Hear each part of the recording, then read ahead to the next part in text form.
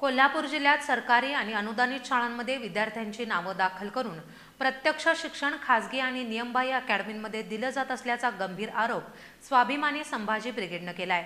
शिक्षण विभागाच्या संमतीनंच हा प्रकार सुरू असून या विरोधात तीव्र शब्दात निषेध नोंदवत चौकशी आणि कारवाईची मागणी करण्यात आली आहे। जिल्हाध्यक्ष रुपेश पाटील यांच्या नेतृत्वाखालील शिष्टमंडळानं माध्यमिक शिक्षण अधिकारी एकनाथ आंबोकर यांना निवेदन दिले।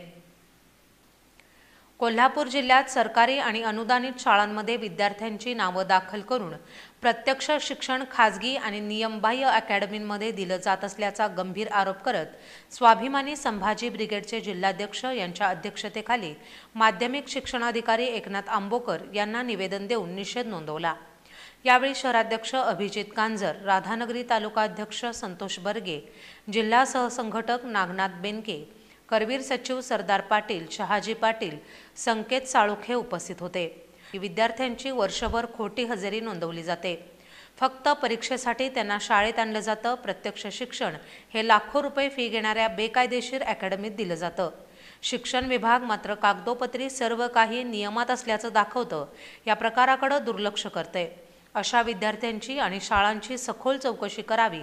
जिल्ह्यातील सर्व अकॅडमींची यादी आणि आकडेवारी जाहीर करावी। खोट्या हजेरी आणि खोट्या तपासणी प्रकरणांची चौकशी करून दोषींवर कारवाई करावी। शिक्षण विभागाच्या कर्मचाऱ्यांचा नातेवाईकांच्या नावानं चालणाऱ्या अकॅडमींची माहिती उघड करावी। स्वाभिमानी संभाजी ब्रिगेडनं येत्या शैक्षणिक वर्षात एकही विद्यार्थी अनधिकृत अकॅडमीत गेल्यास तीव्र आंदोलनाचा इशारा दिलाय।